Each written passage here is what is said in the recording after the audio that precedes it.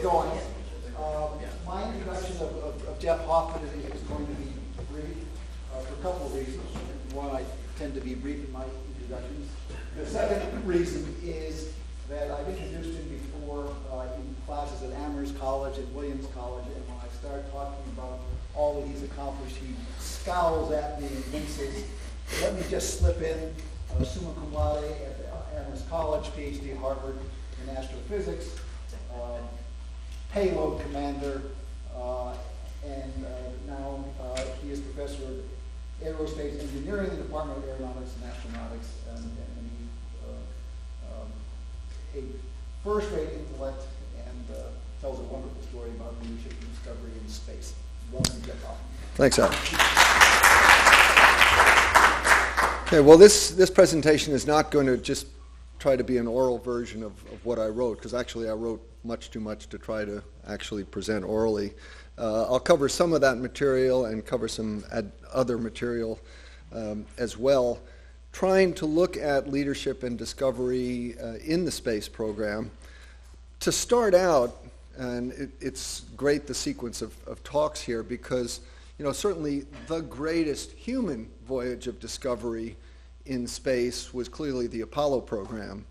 And the juxtaposition of Apollo with Lewis and Clark expedition, I think, has occurred to a lot of people, and particularly given that we're here in Richmond and Thomas Jefferson and all that, how could I not say something about that? Certainly not to try to overlap the last talk, but just in terms of my own perception of this expedition and how it relates to space expedition, I'll remind you that actually on about the 200th anniversary of Lewis and Clark was when we lost the space shuttle Columbia.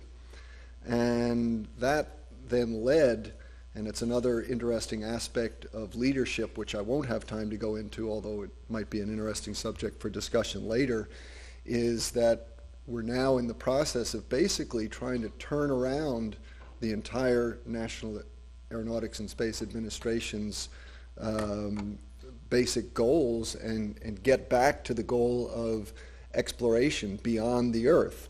And how leadership has affected that is critical. Apollo, of course, was a little different in that it was much more time constrained. It was not designed to be sustainable exploration as we're trying to do now.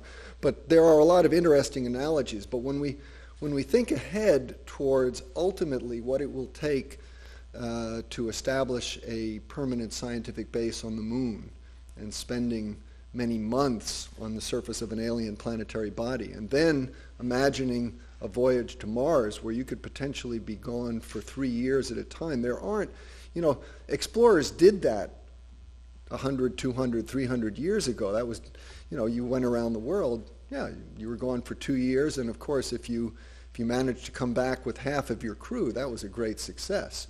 We don't have that level of risk tolerance, nor do people spend 2 to 3 years generally away from their families doing exploration. But when we go to Mars, that will change. Of course, there are a great many differences. When we do go to Mars, the maps will be already our maps of Mars and the moon are far, far better than anything Lewis and Clark had. And of course, although there is hope that we might find some evidence of life on Mars, don't expect to on the moon, we're not going to have to deal, hopefully, with a hostile local population or have the assistance of a friendly local population. Living off the land, well, there is a lot of study going into what we call ISRU, that's NASA speak for in situ resource utilization, which basically means what can you get there, because the physics of what it takes, how many kilograms of rocket and fuel on the launch pad it takes to get 1 kilogram to the surface of the moon or Mars, it's an enormous number. And so any life-sustaining or fuel material that you can get once you get to your goal tremendously reduces the logistical requirements. On the moon, we know that we can, given sufficient power, we can extract oxygen from the lunar surface. On Mars is actually, although it's a lot harder to get to, it's probably a lot easier to live off the land because we think there's probably significant amounts of water on Mars. We don't know exactly where it is, but hopefully we'll find it before we go there. So there are some analogies and, of course, some very important differences.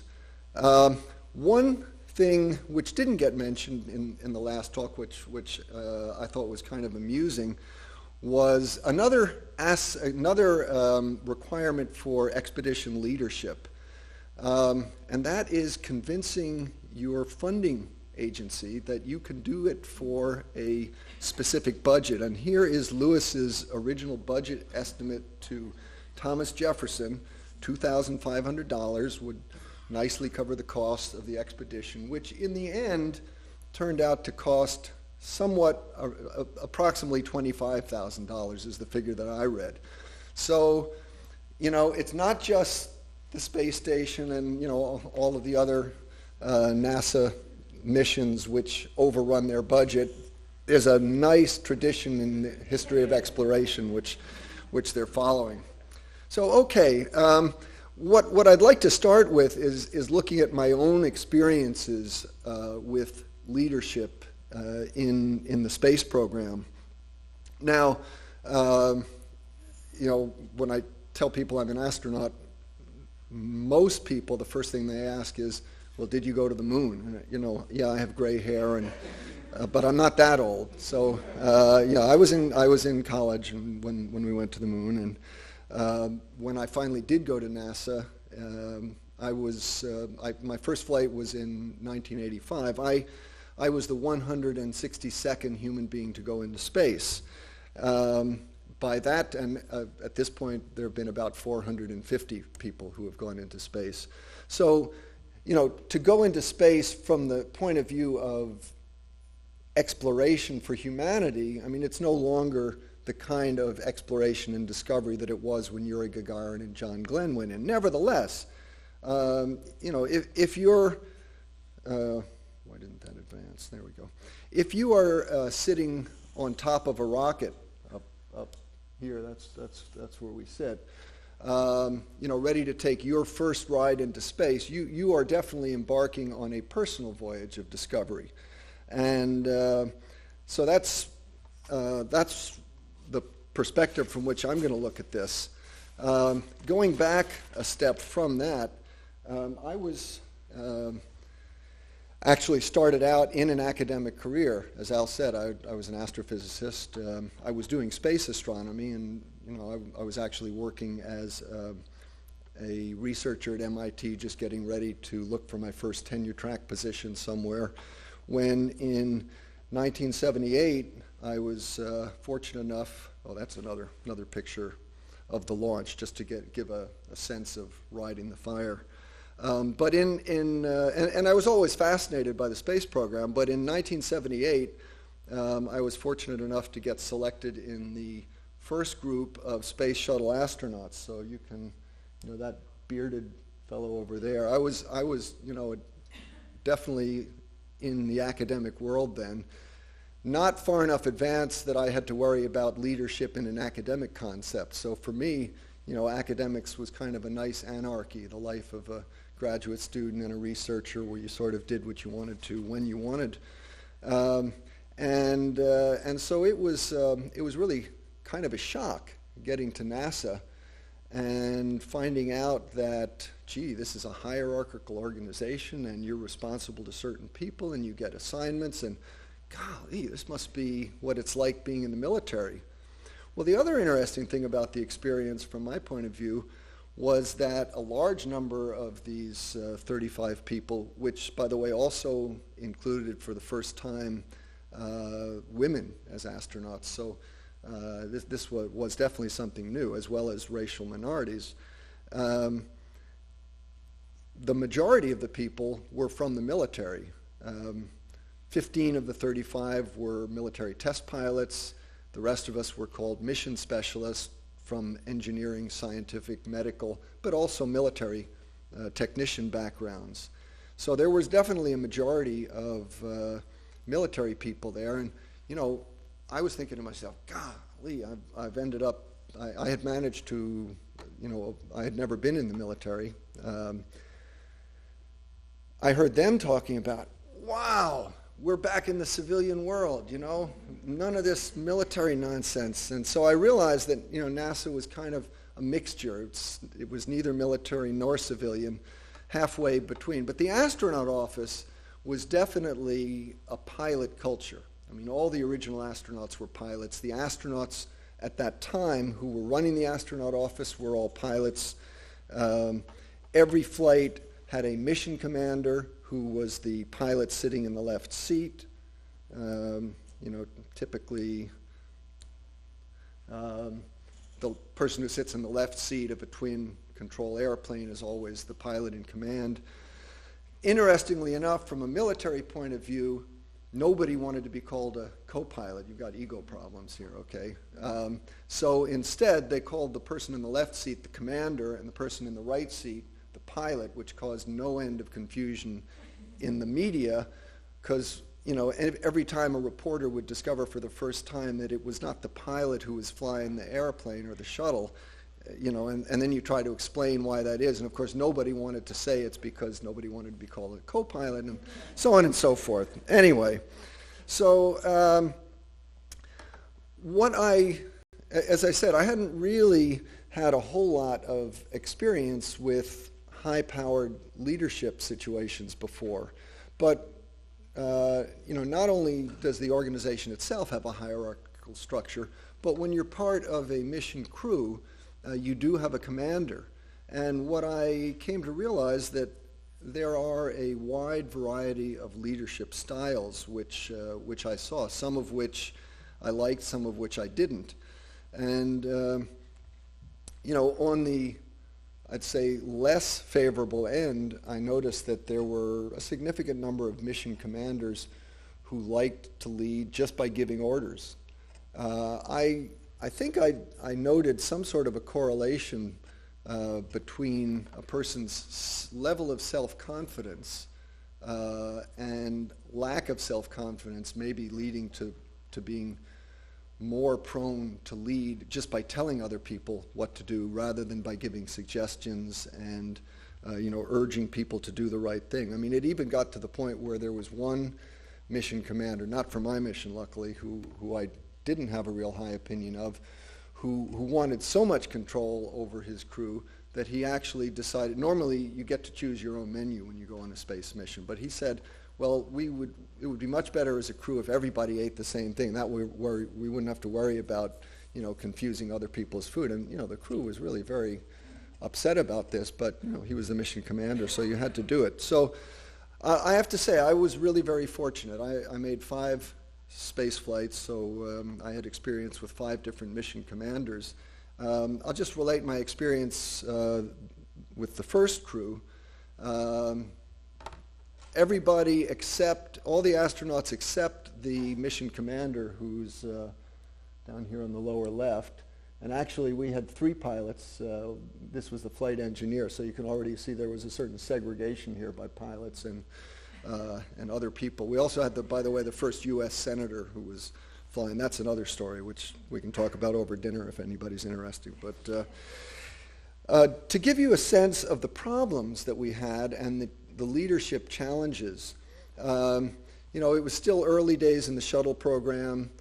A lot of things had been promised for the shuttle. It was supposed to make, you know, dozens of flights a year. They were having trouble getting the launch rate going. There were a lot of technical problems, delays, also problems with the satellites. We were originally assigned back in 1983 to make a flight in June of '84. We were going to launch the test of a new solar array, which is, in fact, was the prototype for what they now have up on the space station. But the flight before that launched a communication satellite which malfunctioned, and so they took, that led to a change in crews, and the crew that was before us, they got bumped from their flight. They took our flight. We went to a flight in August where we were going to do a rendezvous with another satellite, so we did some rendezvous training, which became rather important later. Then that flight in June had a launch pad abort, so in order to save the schedule, they combined the June and the August flight, and we got bumped all the way to the following January. And given a mission which, I mean, any mission into space is exciting, but the payload was not nearly as interesting.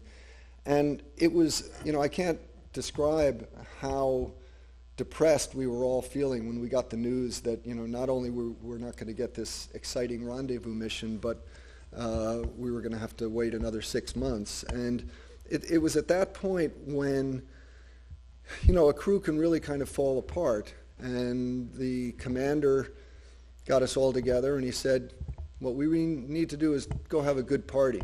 And so we all went over to his house and we had a really good party, and it really made a difference. And so, it didn't end. In January, we went in and out of medical quarantine a few times, and each time they said, well, we're having slight problems getting the satellite that you guys are supposed to launch ready.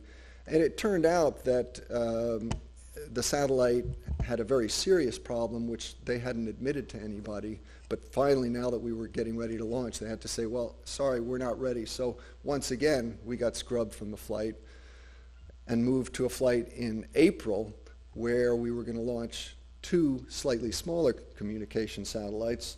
And we did, in the end, finally launch. And, all I can say is once you feel the booster's light underneath, in addition to the incredible surge of adrenaline, there is that thought, no more launch delays. They can't delay us now. So, but it turned out to be rather an extraordinary flight because, in fact, the second of the 2 telecommunications satellites, this is a big satellite. This is the width of the cargo bay.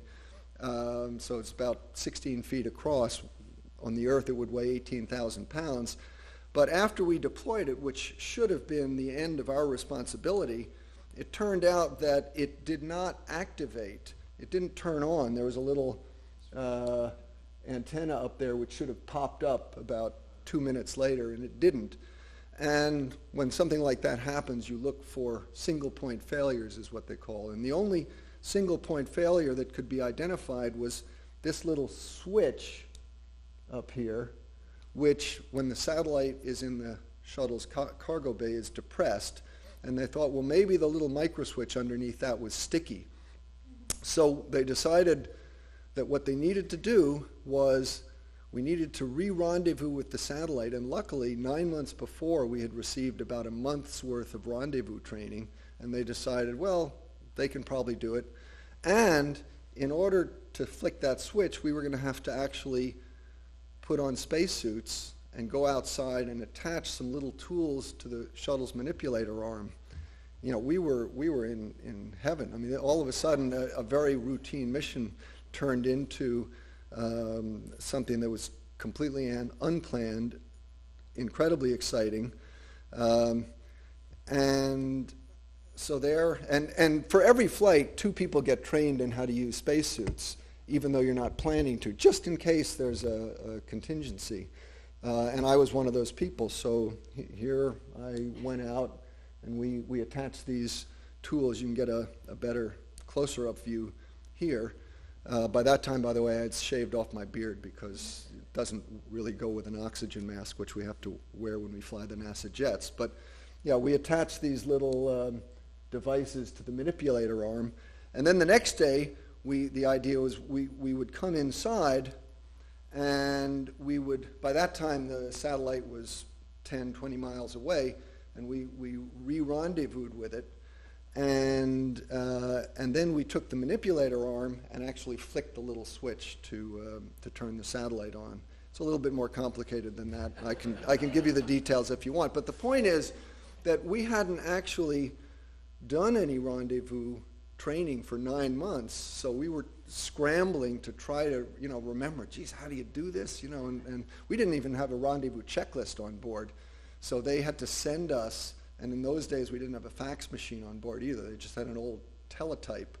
You all remember what a teletype is, just with capital letters and yellow paper. And so they sent us up about 20 yards. They essentially transcribed the rendezvous checklist onto teletype, sent it up to us. We had to cut it into individual pages and paste it into one of our books that we had used for launch, which we didn't need anymore, and make our own checklist. So there we are, we're flying up, we're doing the rendezvous, we get very close. One of the critical things when you're doing a rendezvous is figuring out exactly how far you are away from the object that you're rendezvousing with and what your closing speed is. Well, nowadays, when you're planning a rendezvous, they have a little, laser rangefinder like the police use, so you can get the distance and the speed, and it's very easy. We had to do it by using our television monitors and trying to gauge the size of it and knowing exactly what your zoom is. It is a rather complicated procedure, which we had practiced in the simulator. But I have to tell you, when you're up in space and you're approaching this huge satellite, now, I've done it several times since, you sort of get used to it, but the first time, I was just gaga-eyed, and I was, my first thought was, get out the camera and take some pictures because I'm never going to see anything like this again. And all of a sudden, I heard this very calm, very soft voice next to me, because the pilot, I was standing over on this side and the pilot was here sort of looking out the window trying to fly. I can't understand why nobody's giving me my rendezvous range rate with the television, and it was just, he didn't lose his temper, he didn't lose his cool, he didn't shout. It was just this little suggestion, hey Jeff, get your act together, and oh yeah, that's right, and I put down the camera, and everything went well, and it actually turned out to change my life in many ways, this mission, because you all are somewhat familiar with the story of the Hubble telescope and how critical the situation was. Well, that's what got more complicated. It turned out it was not a single point failure, and the fact that we were able to show that it wasn't a single. When I tell the story in detail, I always point out that if it had been scripted in Hollywood, it would have worked. It didn't, but on the basis of what we learned, another crew was able to go up 4 months later, having actually taken up with them the critical equipment they needed, and they rendezvoused again, captured the satellite, and were able to lock it down because they had the equipment, and they actually opened it up and hot wired the circuit, essentially, is what they did. And so the satellite is up there and working. Had we not done what we did, they probably would have gone up there to try to fix the switch, and it wouldn't have worked. So the story did end happily, although we only played the first act. But all's well that ends well, as they say. And the same thing is true of the Hubble telescope. I mean, you all know the story. I'm not going to try to build up the suspense, but when Hubble was launched to, all the great expectations of what it was supposed to do for astronomy, and I think, the astronomical community was quite pleased with the public interest. If some of you remember back before Hubble was launched, there was a lot of media attention, and so, the depth of despair, not only in the astronomical community, but within NASA, and the ridicule, and NASA was really in a crisis, and of course Hubble had been designed to be operated on by and repaired and refurbished by astronauts, and at the time, NASA was trying to convince Congress and the administration to allow the start of the construction of the space station. And I remember, so NASA really had an absolutely critical mission that in many ways the future of the agency depended on being able to fix Hubble. And so NASA wanted to ensure that anything that could possibly reduce the risk of failure on this mission, we would do, including, they decided, we don't want to send anybody out to do the spacewalk who hasn't already been out on a spacewalk. Well, I had my EVA union card. purely as a result of all those delays. I mean, I could have been on any one of those other 4 flights, so you never know what role luck plays in your life. I ended up being very lucky, and I'm not going to, this isn't a story about how we repaired the Hubble telescope. You all know the repair was successful. Hubble took the deep field photos, the fundamental changes in our concept of the universe, the expansion of the universe, dark energy. I mean, it's rewritten so many textbooks. But the part of the story which I do want to talk about, because it relates to leadership, started in 2003 with the loss of the Columbia. Hubble has certain components which periodically fail, and others which degrade with time. That's why we want to be able to repair it. Also, with time, new and improved detectors are developed on the ground. And this is the unique thing about Hubble is, it's up there, it's a telescope, it has a magnificent mirror, a little bit flawed, but it's a magnificent mirror. And by continually replacing the existing instruments with new detectors, the sensitivity of Hubble for new discoveries has increased since it was first launched by at least 3 orders of magnitude. You can measure that in different ways, but that's generally the situation. And there are 2 instruments on the ground now, hundreds of millions of dollars worth of astronomical instrumentation ready to be put into Hubble.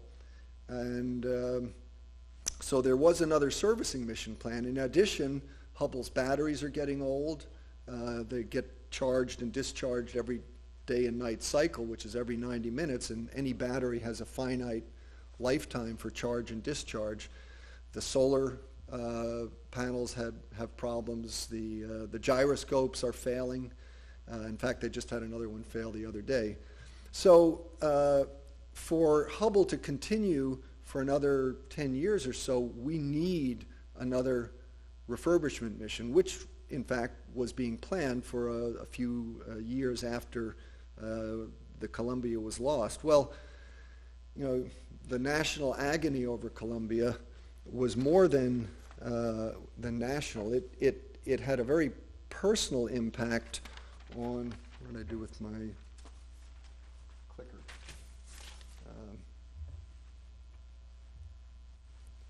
Here it is. In space, this is even more of a problem because you let go of something and the next moment it's over there, and that's why you can't do space flight without Velcro. Anyway, this is Sean O'Keefe, who was the NASA administrator at one of the press conferences that he had to give. I didn't know O'Keefe that well. I knew Dan Golden, the previous administrator, much better, and I know that he told me that his worst nightmare was that he would be the NASA administrator when we lost the next shuttle. And every single launch, he said, he couldn't sleep the night before because he knew what that meant. Dan Golden was an aerospace professional. Mike Griffin, the current NASA administrator, is an aerospace professional. Sean O'Keefe was not. He was actually brought in by the Bush administration to replace Dan Golden. He was actually, I guess, the deputy director of the Office of Management and Budget, had a strong fiscal background. NASA's budget, particularly with the space station, was in deep trouble, and he was basically brought in, I think, to clean up the space station mess. And all of a sudden, he's not a rocket scientist, and Columbia burns up during reentry on his watch. I don't think any of us can truly appreciate what this does emotionally to somebody who, as a leader, he understood that it happened on his watch. He had the responsibility. And the result was that he decided that, yes, we had to repair the shuttle, get it flying again, because as a nation, we had international commitments to a lot of partners who had spent a lot of money on the space station, and we had said that we would get it built, and we need the shuttle to build it, so we would do whatever it took to get the shuttles back to flight status. But if the shuttle, if Columbia, for instance, had been on a space station mission, and you should remember now that in contrast to the era of the shuttle where I was flying, where we were doing all sorts of different missions, all shuttle activity now is just devoted to building the space station, to completing the construction, with the one exception of that STS-107, which was a space lab flight which had been held over from previous plans, and so that flight was not, that shuttle was not docked to the space station. You know, there was some concern, you all know the story, I'm sure, that they had seen some foam fall off the external tank, it had hit the shuttle, and a bunch of engineers raised some alarms which were not properly acted on by NASA leadership at the time. And nobody really knew what the condition of the shuttle was. Had the shuttle been docked to the space station, they would have seen very clearly that there was a big hole in the wing, and of course it would not have been possible to fly the shuttle back. The shuttle still would have been lost, but the crew would not have been lost. They would have had their safe haven on the space station, and they could have been taken back home with another shuttle. In fact, as it turned out, there, at the time, just by chance, there was another shuttle on the launch pad, which, in fact, had it been recognized that the shuttle was not capable of coming back to Earth, they probably could have gone up and mounted a rescue mission. That was not done. O'Keefe, basically, as far as we can tell, on his own, decided that for this reason, we will never again put a shuttle any place in orbit except to go up and dock with a space station. This is not possible with a Hubble Space Telescope because that's in a very different orbit. And once you go to the Hubble Space Telescope, you can't get to the space station. It's celestial mechanics, which I won't go into. But so he basically, on his own, decided that we would not service Hubble. There was a huge outcry. And what was interesting, actually, NASA got a lot more feedback from the public than from the astronomical community. And there are some reasons for that, too. So much so that NASA decided that they would actually try to mount a robotic rescue mission to the Hubble telescope. And they worked on that for about a year. In the meantime, Sean O'Keefe resigned and Mike Griffin was assigned. And I want to spend the last few remarks looking at some of the technical details which went into this, and you know, how the decision that O'Keefe made holds up technically, and what the current technical situation is that has gone into Mike Griffin's decision to reverse O'Keefe's decision, so that now, in fact, we are planning a human shuttle mission. It will be the one non-space station mission to go up to the shuttle. The question is, first of all, if you go any place other than the space station, can you inspect the shuttle? Of course, we have a camera on the end of the manipulator arm, but it's only 50 feet long, and it can't get all the way around to look at some of the sensitive areas. They've now, and the next slide will show what's changed since then. We've developed a 50-foot extension, which in fact allows you to inspect the entire orbiter. Even before the first shuttle flight, and I remember when I was back at NASA in the 70s, late 70s, it was recognized that tiles were a vulnerable aspect of the shuttle system, and NASA was working on chemical compounds that could be used to patch holes in the tiles and techniques to apply that. It's really, really difficult. And again, I won't go into all the reasons, but, and in fact, we gave it up. We couldn't get a good solution, and since the shuttle seemed to be doing okay, people basically didn't pursue it. So at the time, we had no way of repairing the tiles, and certainly not the leading edge wings that was actually what was penetrated in Columbia. I mentioned that another shuttle was on the launch pad and perhaps could have been launched, but to actually send a shuttle up to rendezvous with another shuttle and get the crew, nobody had ever studied that mission or knew how it could be done, and it's a pretty sporty thing to try to do. And so it was really considered that this would be too risky to just cross your fingers and go up, and this was the justification for starting to work on the robotic mission. Although, as I think another factor was the fact that some people thought that we knew it was going to take a while before the shuttle got flying again, and anyway, the batteries would likely fail before then, and so it didn't really matter one way or the other. Well, the situation has changed. There was a lot of technical changes were made to the shuttle, so that the shuttle, I mean, even when you're going to the space shuttle, to the space station, you don't want foam coming off and breaking the shuttle. We only have 3 shuttles left, and probably if we lost another shuttle, even if the crew weren't lost, that would be the end. So a lot of work has been done to reduce the amount of foam that comes off the tank. We're still getting a little bit. Even on the last flight we had a ding, but they analyze it, they fix it. As I said, we developed an arm extension so that now the entire shuttle can be surveyed. We still don't have good ways of repairing.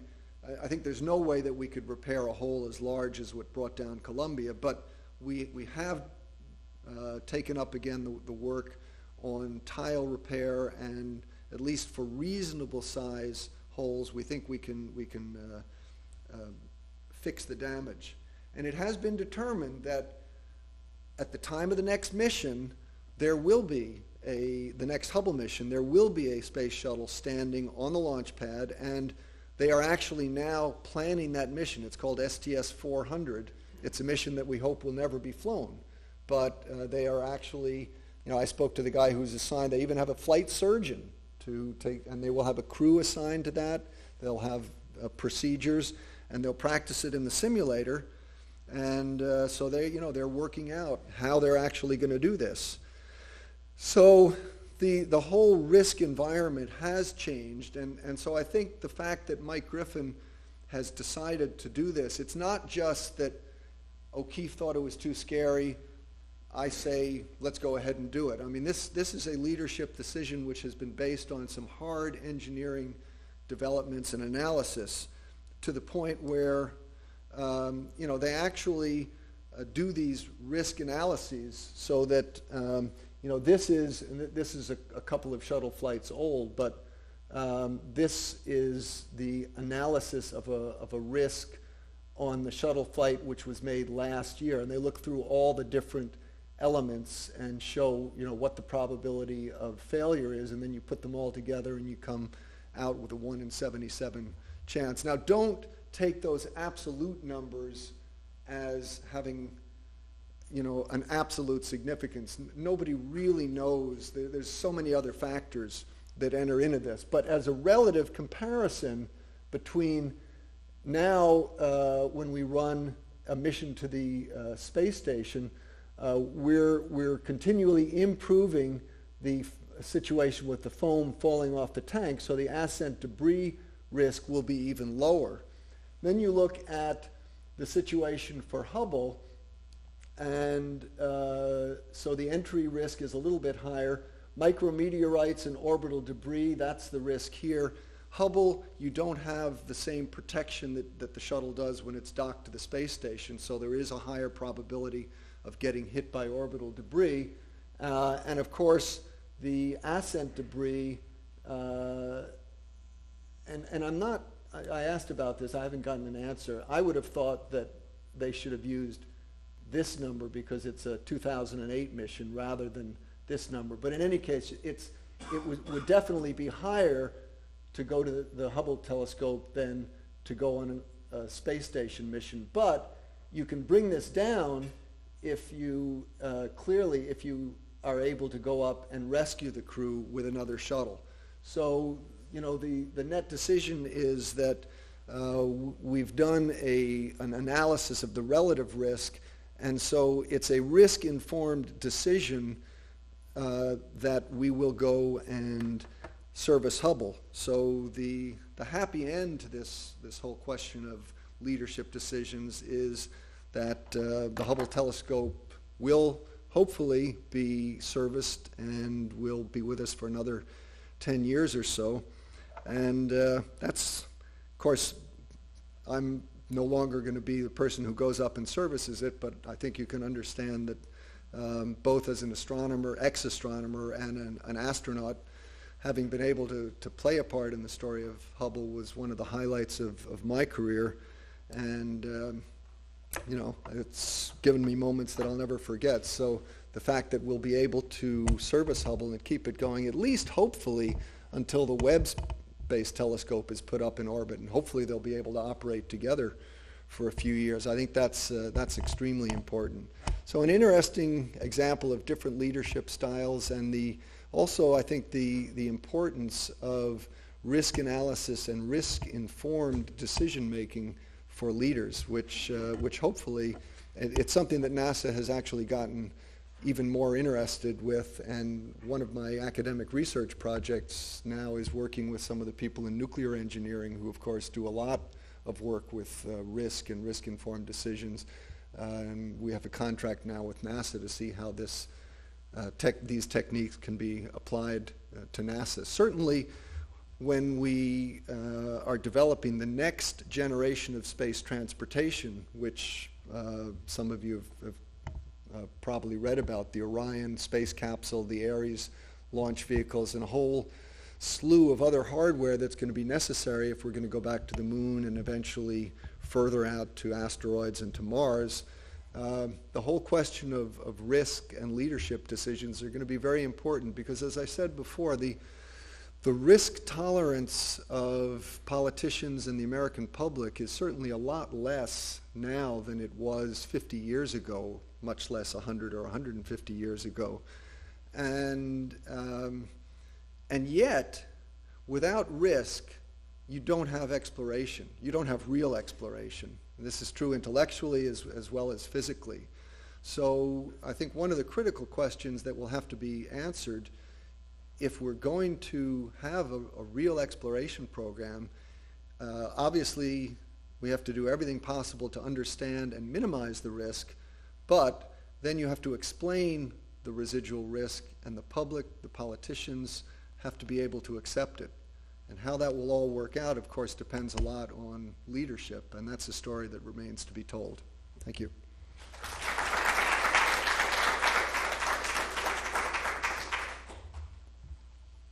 Henry. Please.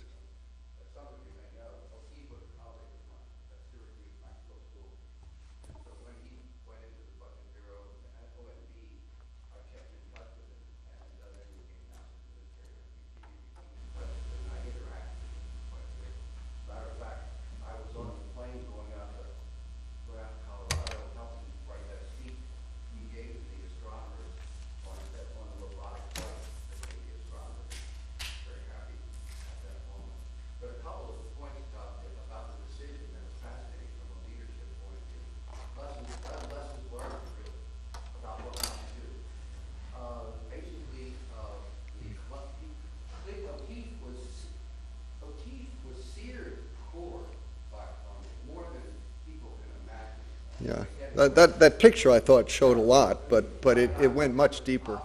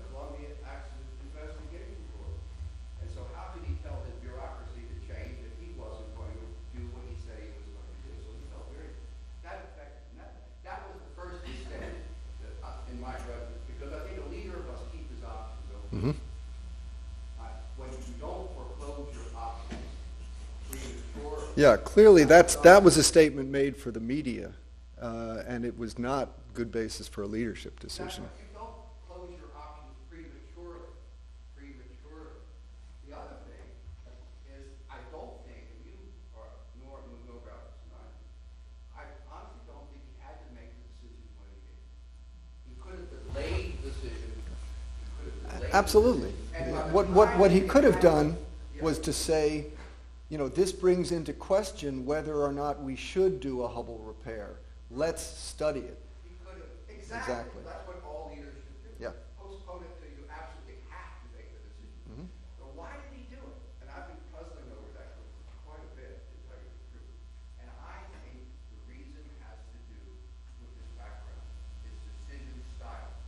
So this is an important lesson for leadership in how sometimes when you do things by the book, when you do things according to the public administration textbook, and he is a public administrator, not a scientist, not an engineer, sometimes you make a mistake. Now, what he did well, and Golden didn't do, and Griffin, where he's genius, he can do it, is he coupled his decisions to budgets. Remember, he comes out of the OMB, the financial management man. So in effect, the timing of the decision was not based on risk analysis. It was based on the budget process. The time came up to make decisions about what NASA was going to spend its money on in the next few years. The Hubble issue came up on the agenda from a budget standpoint. Do I keep this money in there or do I take it out? And so the budget man himself said, this is the time to make the budget decision.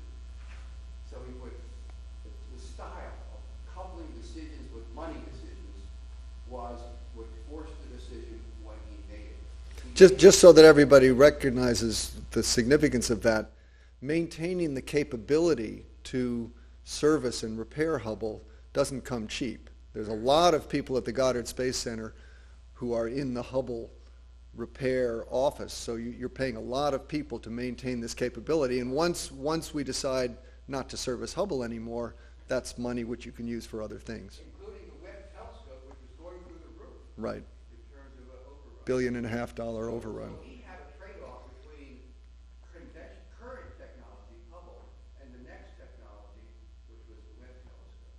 And I think the budget man in O'Keefe made him make the decision when he did, I think prematurely. And I think lessons are to be learned from that are very important in terms of time, in terms of binding yourself unnecessarily. When Griffin comes in, the next guy, he basically forgets. He says, I can't forget Kate. He says, they are advisors. I'm government.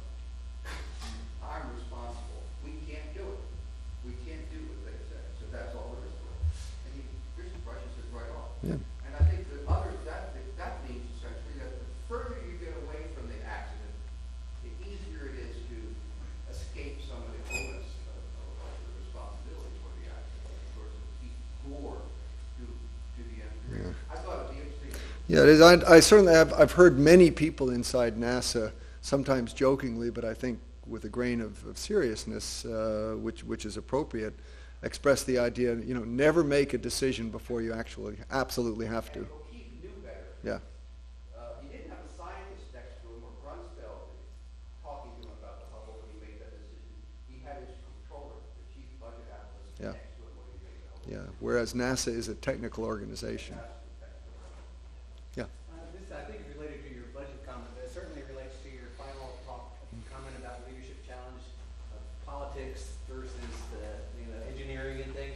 There seems to be this dance between politics and science, and maybe even politics and discovery, or maybe Lewis and Clark even, you could bring that in. And so you're talking about the latest Hubble mission was you had engineering, studies and risk analyses, and you're pretty comfortable with that. At the same time, you also talked about the risk tolerance of American politicians is pretty low. It seems like that balance between do what you've got to do. Some of this is your paper too, here, about when do you send up something before you had a chance to test it? When do you do these various things because of launch schedules and things like that? I'm not sure there's a question here, but to me that's one of the central issues that we're facing in this discussion of leadership and science and discovery, is that there's these tensions between things like politics and your engineering judgment on what is less risky and things like that. Engineering judgment is a critical term there, and engineering judgment is what you ultimately have to rely on, because you rarely can get hard numbers which will give you the final word on how to make a decision. There's always residual risk. Engineering judgment is built up by years of experience and decision making, and it's very difficult for somebody who doesn't come from a background in a technical business, and particularly in the space business, to appreciate, what the factors are that has to go into that. Now, you do get people, you'll be talking about James Webb, who was a superb leader. He had lots of technical advice when he had to make his decisions, and if you don't have it yourself, then you better surround yourself with people who do have that capability of making the good engineering judgment. But the catch is, of course, these congressmen have other people around them pressuring them. That's, yeah. Yeah. One quick comment about the problem of budgeting and rescues from Lewis and Clark, and a question for you. They have rescue plans too. They were told when they got to the Pacific coast, if you want to come back by boat, that's fine, if you can flag a boat down. And they had a blank check to present to U.S. envoys around the world to provide them anything they needed to get home. I thought that they were under the impression that a boat was going to be sent to pick them up. No. They weren't. Okay, that's another one of those myths that, okay. You flag one down, get a ride home. That's Okay. The question was the risk aversion. I believe what I have read, and this is mainly I suspect through the press, is that there is no such change in the risk tolerance of the astronaut corps. That they are much more willing to recognize, yes, when you sit on top of billions of pounds or millions of pounds of fuel, you can die. Yeah, I think that's true. I mean, there was no question after O'Keefe announced that it was too dangerous to service Hubble. I mean, you could go through the astronaut corps. Who's willing to sign up for a mission? Everybody. Everybody would do it. Absolutely, no question. So it's just politicians and the press or the public that are concerned Well, on your behalf wrongly, or? No, because it's not necessarily, when you, and I can, from personal experience, you're sitting on top of the rocket and they discover a potential problem. The people to ask whether or not we should go ahead and launch is not the crew. They'll say yes. I mean, maybe not all the time. I mean, everybody is somewhat reasonable, but no, the crew is not the people who should necessarily be making those decisions, because we want to fly, okay? That's why you become an astronaut, because you want to fly. And so, no, that was the problem both in the Challenger and Columbia. NASA has developed a rather extensive and detailed decision-making process, risk analysis process. The problem is that on numerous occasions, that whole process broke down, and the people who should have been going out to get information people didn't communicate risks, and I mean, there's been a lot of stuff written about it, but managing risk is absolutely critical to the whole enterprise.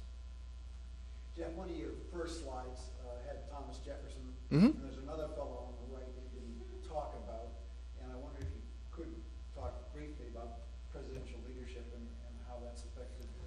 Well, that was obviously President Kennedy. I think one of the interesting lessons, and it's been written about in the myth of presidential leadership, right?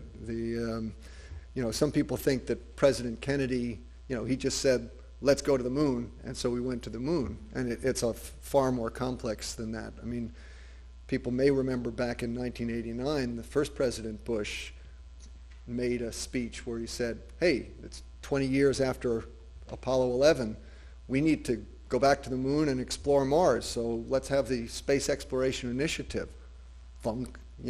Congress said, no way, it just fell flat. So, there are these limits on presidential power. There was a confluence, the Cold War, Lyndon Johnson with great power and influence in Congress and interest in space.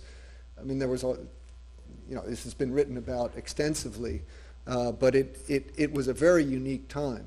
Apollo was very much a technical anomaly, which occurred, our first visit to the moon occurring so soon after the first space flight was really, it would be like, 8 years after the Wright brothers to fly at Mach 2, something like that. It was just extraordinary what happened. There's no question that Kennedy played a critical role, but as they said, he wanted something that we could do that would beat the Russians. And the fact that the Cold War rivalry at that point had become concentrated on space, which was wrapped up with the new development of intercontinental ballistic missiles, and and so the rocket science became critical for national security. There were a lot of things, and then of course the whole upcoming era of satellites and the role of humans in space. It's a fascinating thing which will keep historians busy for decades or centuries, I suppose. What about the present President Bush? Because and a lot of astronomers have this impression too that I've talked to, that he woke up one morning and said, "Let's go to the moon." Is there a lot more to that? Oh yeah, what was clear. When you look at what the statement was that came out in this new vision for space exploration, I always like to emphasize sustainable. We want to bring about a new era of sustainable space exploration beyond the Earth. Apollo was never designed to be sustainable. We went to beat the Russians. If Neil Armstrong had put one footprint on the moon, climbed up the ladder, and flown back, and we had never done it again, we would have fulfilled Kennedy's challenge to send a man to the moon, bring him back safely before the end of the decade. To our credit, we did it a few times, but it wasn't designed to be sustainable. Bush, I certainly wasn't in the White House. The final history hasn't been written. I've heard a lot of little bits and pieces from different people.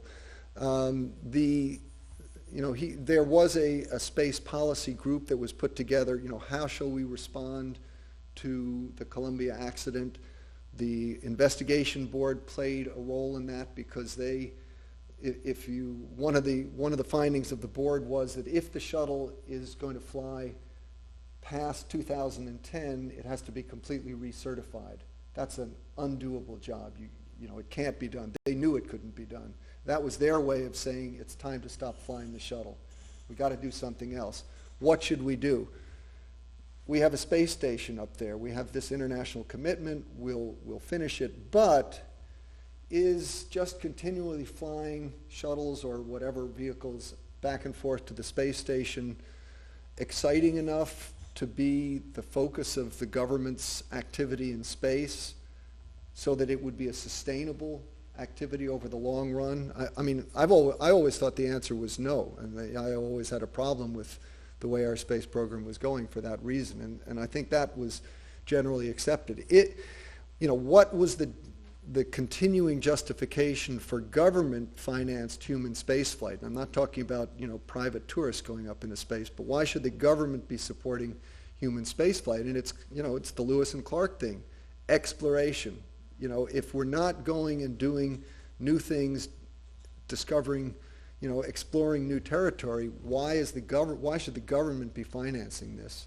And I think that played a part in it. I have been told, I don't know whether it's true or not, that NASA's emphasis when they came with their report was we'll go back to the moon and we'll build a base on the moon.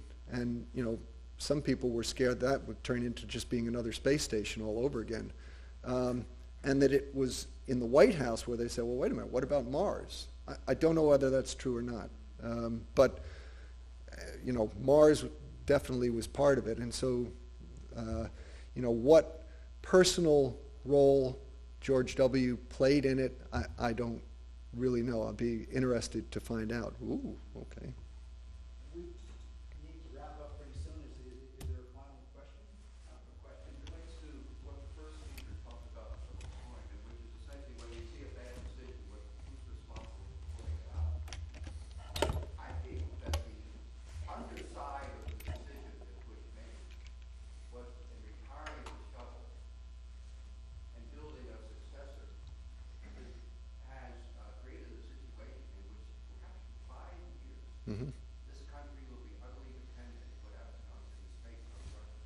There again, I think he had his budgeteers looking over his shoulder, as Mike Griffin does very much, because the shuttle is expensive to operate. NASA has a limited budget, too many things on their plate already, and there's just, NASA is stretched to the limit in trying to develop just the new spaceship and the rocket to launch it.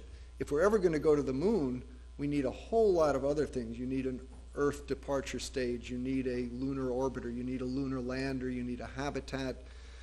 There's no way that that can be afforded while we're flying the shuttle unless NASA's budget goes up. And Bush made it clear that, hey, NASA, you're going to do all this new exploration, but your budget is not going to take a big jump. This is not a new Apollo program.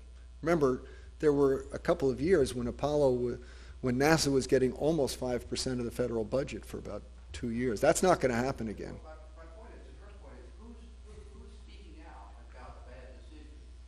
Essentially, this looks, everybody would go back to the moon there, but the point is, I can see a horrendous problem. I agree. And yeah, and they basically will own the space station effectively because they're the only people who will be able to fly up there. I can't give you an answer. It's an excellent question, and many people are asking that question because you're right. They're already starting to flex their muscles on that. We've already signed an $800 million contract with them for a couple of years' worth of transportation. Some people say, it's cheaper than flying the shuttle. And of course, the shuttles are getting older, and they will get more and more expensive to operate because you need more and more people checking them, looking after them. So it's not a good situation. I mean, the failure of leadership, and this may be, I know we've got to end, but on this decision of what to do about a new vehicle, people have recognized for 20 years. When the shuttle was already 10 years old, it was designed, people thought it would only be flying for 10 years because it was designed for 100 flights. We were going to fly, 10 times a year with each shuttle, and so after 10 years, we'd be retiring the shuttles.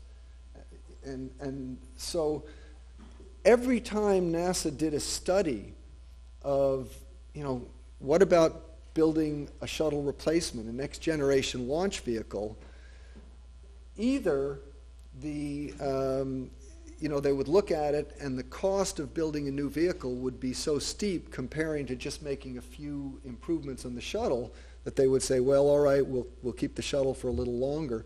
Or they would go into an ill-advised program to build something which was way beyond our technical capability, like the X-33 and a lot of other sad stories. And so there never was the strong leadership to build a replacement vehicle for the shuttle while the shuttle was still a healthy vehicle flying. And so now we're faced with, for 5 years, not having anything. And it's a failure in NASA leadership, congressional leadership, executive branch leadership, all down the line, and we'll pay the price.